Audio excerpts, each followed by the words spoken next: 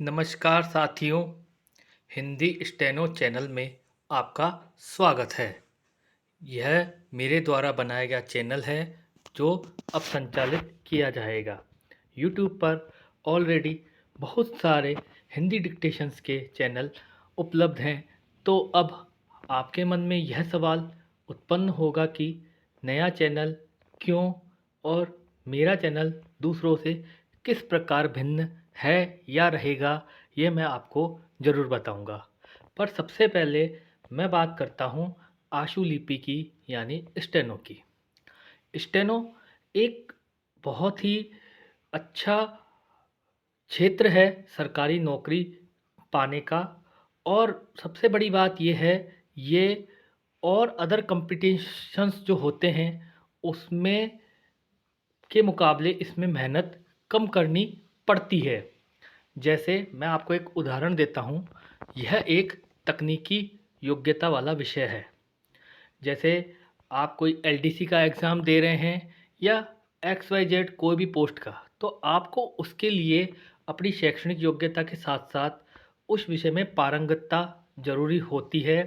या यूँ मान लीजिए कि जो पढ़ाई में होशियार रहे हैं स्टूडेंट, वो उसमें अच्छा कर जाते हैं। ऐसी बात नहीं है कि जो पढ़ाई में कम है वो नहीं कर पाता है, ये ऐसा नहीं है। लेकिन फिर भी जो पढ़ाई में होशियार रहा है वो थोड़ा एडवांटेज ले लेता है। बट ये तकनीकी योग्यता वाला विषय है। इसमें पढ़ाई में होशियार हो चाहे कम हो, अगर दोनों बराबर मेहनत करते हैं या जो मेहनत ज़्यादा करता है वो इस फील्ड में आगे बढ़ जाता है। कहने का मतलब है उसकी स्टेनो अच्छी हो जाती है और वो देर सवेर अपने लक्ष्य को प्राप्त कर लेता है।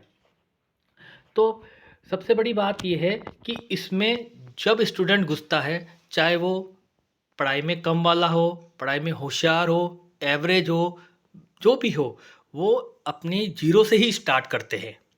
ऐसा नहीं है कि जो पढ़ाई में होशियार है उनको एडवांटेज मिल जाता है, ये और एग्ज़ामों में होता है। दूसरा, आशुलिपि सीखकर आप जो सरकारी नौकरी प्राप्त करते हैं उसका सबसे बड़ा एडवांटेज है कि आगे चल के आप कहीं ना कहीं अधिकारी वर्ग में शामिल हो जाते हैं। कहने का मतलब है स्टेनो पे लगे हुए आदमी का जब प्रमोशन होते हैं तो वो आगे चलकर प्रमोशन पाकर कहीं ना कहीं राजपत्रित अधिकारी या अच्छी पद पर जाके पहुंच जाता है। जबकि अगर आप अदर में देखेंगे, अदर पोस्टों में देखेंगे, तो या तो वहीं अटक जाता है या कुछ ज़्यादा नहीं कर पाता है। स्टेनो में ये है कि आप किसी भी डिपार्टमेंट में लगते हैं तो डिपार्टमेंटली एग्ज़ाम होते हैं या वहाँ पे प्रमोशन पोस्टें होती हैं, तो डेफिनेटली आप एक अच्छे पद पर पहुँच जाते हैं। दूसरी बात, मैंने कई उदाहरण देखे, बहुत उदाहरण देखे हैं जिन्होंने स्टेनो से स्टार्ट किया लेकिन आज वो ऐसे अच्छे पद पर हैं कि वो उनको अधिकारी वर्ग में शामिल कर लिया है। तीसरी बात, इस आशुलिपिक पद पाने के लिए आपको जो मेहनत करनी पड़ती है वो और परीक्षाओं के मुकाबले कम मेहनत करनी पड़ती है। यदि आप प्रतिदिन 2 घंटे भी अपने स्टेनो को देते हैं तो आप निश्चित रूप से मान के चलिए आप एक अच्छी प्रतियोगिता में शामिल होकर अच्छी कड़ी टक्कर देकर और आप निश्चित रूप से उस पद को प्राप्त कर सकते हैं। लेकिन इसके लिए शर्त यह है कि आपका इस विषय में इंटरेस्ट बना रहना चाहिए। होता क्या है, स्टूडेंट जोश जोश में स्टार्ट कर लेता है स्टेनो सीखना, चाहे वो हिंदी इंग्लिश आप कुछ भी माने, ठीक है। कुछ टाइम उसको बहुत अच्छा लगता है, फिर वो धीरे धीरे धीरे धीरे इस सब्जेक्ट से बोर होने लगता है। बोर इसलिए होता है कि उसका इंटरेस्ट ख़त्म होता जाता है। यही कारण है कि स्टूडेंट आगे सक्सेस नहीं पाता है। अगर आपका इंटरेस्ट ख़त्म हो जाता है तो फिर आप इसमें सक्सेस नहीं पा सकते हैं। इसलिए सबसे पहली शर्त यही रहेगी इस क्षेत्र में सक्सेस पाने के लिए कि आपको इसमें इंटरेस्ट बना के रखना पड़ेगा। दूसरी बात है, इस क्षेत्र में जाने के लिए इसकी एक परछाई है, वो है टाइपिंग। आपको स्टेनो के साथ साथ अपनी टाइपिंग पे भी कमांड रखनी पड़ेगी। अगर आपकी स्टेनो अच्छी और अगर आपकी टाइपिंग अच्छी नहीं है तो आपका वो रिजल्ट नहीं आएगा जिसकी आप अपेक्षा करते हैं। ठीक है, तो दो तो ये चीज़ें हो गई। तीसरी सबसे महत्वपूर्ण बात यह है कि हिंदी आशुलिपि के लिए आपकी एफिशिएंसी अच्छी होनी चाहिए। कहने का मतलब ये है, आपकी हिंदी शुद्ध होनी चाहिए। ऐसा नहीं है कि अभी आपकी हिंदी शुद्ध नहीं है तो आप शॉर्टहैंड नहीं कर सकते, हिंदी शॉर्टहैंड नहीं कर सकते, ऐसा नहीं है। अगर आप थोड़ा सा ध्यान दे देंगे तो आप निश्चित रूप से आप इसमें पारंगत हो जाएंगे। अब मैं आपको एक उदाहरण देता हूँ। एक बच्चे की 80 की स्पीड है, 80 में बहुत अच्छा लिख रहा है। आपने उसको लिखवा दिया, उसने लिख लिया, पढ़ दिया, पढ़ने में उसने एक भी मिस्टेक नहीं की। लेकिन जैसे ही आप उसको अनुवाद देंगे तो उसकी गलतियां हिंदी की निकलती है, और यही सबसे बड़ा कारण है कि स्टूडेंट्स परीक्षाओं में फेल हो जाते हैं। फिर वो ये नहीं देखते कि हमारी हिंदी की गलतियाँ थी, वो तो यही कहते हैं मेरी तो शॉर्टहैंड बहुत अच्छी थी। नहीं, आपको आपकी हिंदी शॉर्टहैंड के साथ साथ आपको अपनी टाइपिंग और हिंदी की अशुद्धता पर नियंत्रण रखना पड़ेगा। मैं आपको जो बात बता रहा हूँ वो यही बता रहा हूँ कि मेरा चैनल दूसरों से डिफरेंस क्यों है। क्योंकि आप किसी भी इंस्टीट्यूट में चले जाइए या किसी भी चैनल को देख लीजिए, वो आपको डिक्टेशन प्रोवाइड करा देगा। ठीक है, आपने डिक्टेशन का अनुवाद किया, आपने फौरी तौर पे चेक कर लिया, नहीं। अनुवाद मैंने मेरे को आप जैसे ही आप अनुवाद करके बताएंगे, आप बताएंगे मेरी हिंदी में ऐसे मिस्टेक आ रही है, तो मैं आपकी मिस्टेक्स को सोल्व करने का तरीका बताऊंगा। क्योंकि बिना शुद्ध हिंदी के आप एग्ज़ाम पास नहीं कर सकते। अगर आपने एग्ज़ाम पास कर भी लिया तो आपकी मेरिट में ज़रूर अंतर आएगा। और आपको मैं बता दूं, प्रतियोगी परीक्षा में एक एक नंबर की लड़ाई चलती है। अगर आपका एक नंबर कम आया और आपके प्रतिद्वंदी का एक नंबर अलग आया, ज़्यादा आया, तो ये समझ लीजिए उसको एक अच्छा डिपार्टमेंट मिल सकता है, या उसको एक अच्छी पोस्ट मिल सकती है, या उसको अपने गृह जिले में ही पोस्टिंग मिल सकती है आपको बाहर। इसीलिए बहुत सामान्य सा और सरल सा विषय है। बस सबसे बड़ी बात क्या है, आपका इंटरेस्ट बना रहना चाहिए, और आपको इसमें ज़्यादा नहीं पढ़ना, नहीं पढ़ाई करनी पड़ती है। आप अगर 2 घंटे भी डेली पढ़ लेंगे तो निश्चित तौर पर आप इसमें सक्सेस पा लेंगे। आपको एक अनुवाद सुबह, एक अनुवाद शाम को टाइपिंग से करना है, हाथ से नहीं। हाथ से आप भले इंस्टीट्यूट वगैरह में जा रहे हैं, करें वहाँ पे, लेकिन आपको आपको इस क्षेत्र में हिंदी में स्टेनो में सक्सेस होने के लिए आपको अनुवाद टाइप पर करना पड़ेगा। अब आपके लिए दूसरा प्रश्न ये उठ सकता है कि हम टाइप में स्पीड कैसे बढ़ाएं। तो आप एक काम कर सकते हैं, आपको टाइपिंग में जो जो प्रॉब्लम आ रही है वह आप कमेंट्स बॉक्स में डाल देंगे, तो मैं देख के आपको उसके लिए एडवाइस कर दूंगा कि टाइपिंग में स्पीड कैसे बढ़ाएं या टाइपिंग की एफिशिएंसी कैसे रखें। ठीक है, अब आपकी दूसरी क्वेरी ये आएगी कि हमारी हिंदी की अशुद्धियाँ कैसे शुद्ध होंगी। तो उसके लिए आपको थोड़ा ईमानदार होना पड़ेगा। मैं जो भी आपको अनुवाद या डिक्टेशन भेजूँ और जो भी इसमें चैनल में अपलोड करूँ, आप उसका ट्रांसक्राइब ईमानदारी से करके देखें। जहाँ आपको समझ में नहीं आ रहा है कि बिंदी क्यों लगी, यहाँ कॉमा क्यों लगा, या बड़ी मात्रा क्यों है, छोटी मात्रा क्या है, आप मुझे कमेंट्स बॉक्स में डाल दें। मैं आपको उसका 100% सॉल्यूशन बताऊंगा कि ऐसा क्यों हुआ, किस लिए। लेकिन इसके लिए सबसे बड़ा ज़रूरी बात क्या है, आपको ईमानदारी रखनी पड़ेगी। तीसरी बात मेरे चैनल की ये रहेगी, आप जिस भी परीक्षा की तैयारी कर रहे हैं, आप मुझे कमेंट्स बॉक्स में उसके लिए लिख सकते हैं। मैं आपको उस परीक्षा की विशेष तैयारी के लिए अलग से डिक्टेशन इसमें अपलोड कर दिया करूँगा। ठीक है। हाँ, अगर बच्चों की ज़्यादा संख्या हो जाती है, कि जैसे सपोज आपने कहा कि हम एसएससी की तैयारी कर रहे हैं और मेरे पास ज़्यादा वो आ गए, तो मैं प्रेफर देख के उनको उनके हिसाब से डिक्टेशन अपलोड कर दिया करूँगा। दूसरा, ऐसा नहीं है कि जो कम दूसरे एग्ज़ाम दे रहे हैं अगर उनकी संख्या कम हुई तो उन पर ध्यान नहीं, मैं दोनों पे ध्यान दूंगा। दूसरी बात, मैं मेरे चैनल पे रोज़ एक अखबार का मैटर और एक अदर मैटर डालूंगा।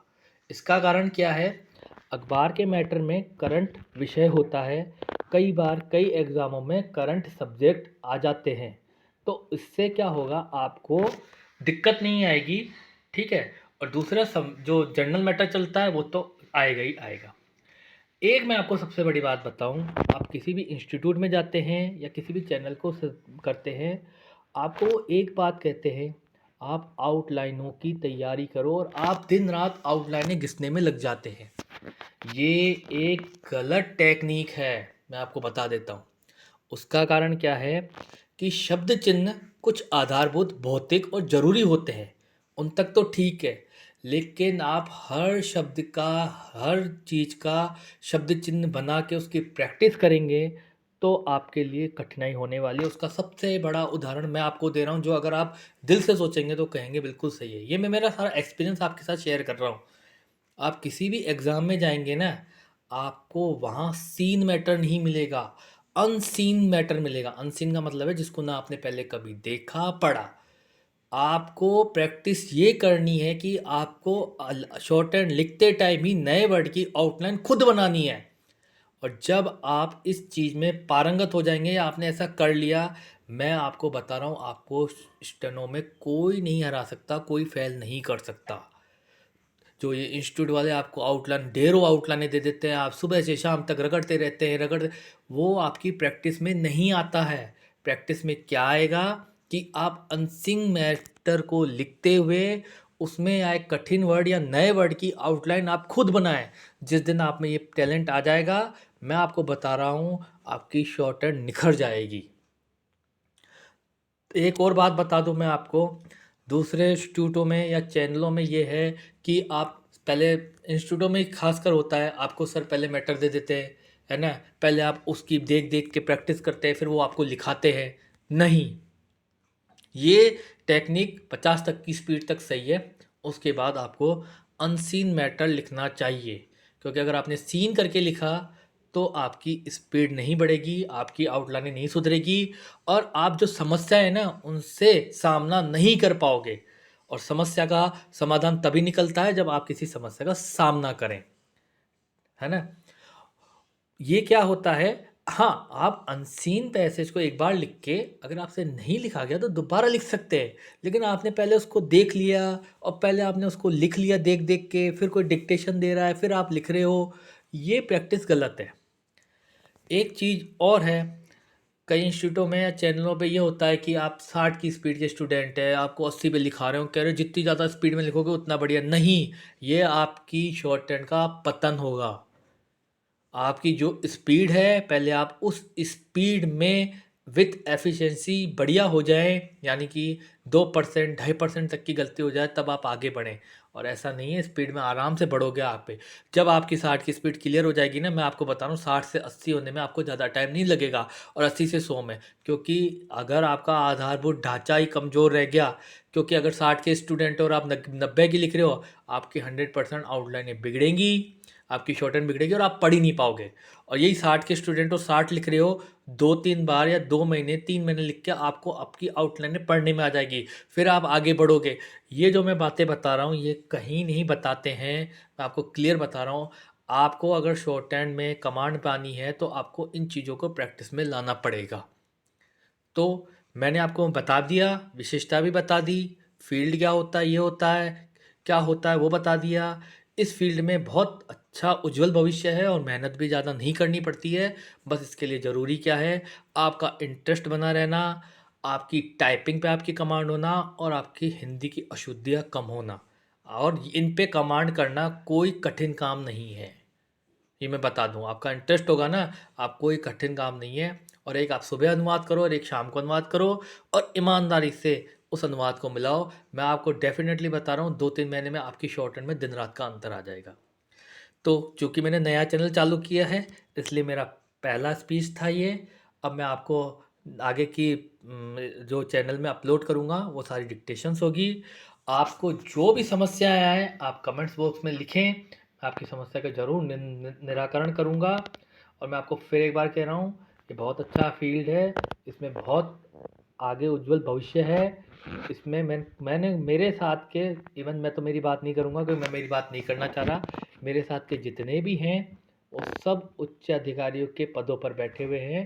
इसीलिए मैं यही आपके उज्जवल भविष्य की कामना करता हूँ कि आप लोग भी अपने अपने जीवन क्षेत्र में इस फील्ड में प्रगति पाकर अपना अपना लक्ष्य प्राप्त कर अपने परिवार को सम्मानित करें, आप भी सम्मानित होए। ठीक है, इसी के साथ मैं अपनी ये स्पीच ख़त्म करता हूँ। जय भारत, अपना ध्यान रखें और प्लीज़ मेरे चैनल को सब्सक्राइब करें। मेरे चैनल को जितने ज़्यादा सब्सक्राइबर मिलेंगे, मेरी मेहनत उतनी बढ़ती जाएगी और आप लोगों को उतना ही ज़्यादा लाभ होगा। तो प्लीज़ प्लीज़ प्लीज़ आप भी सब्सक्राइब करें, अपने साथियों से भी सब्सक्राइब कराएं। मैं आपके साथ पूरी मेहनत करने को तैयार हूँ। जय भारत, जय हिंद।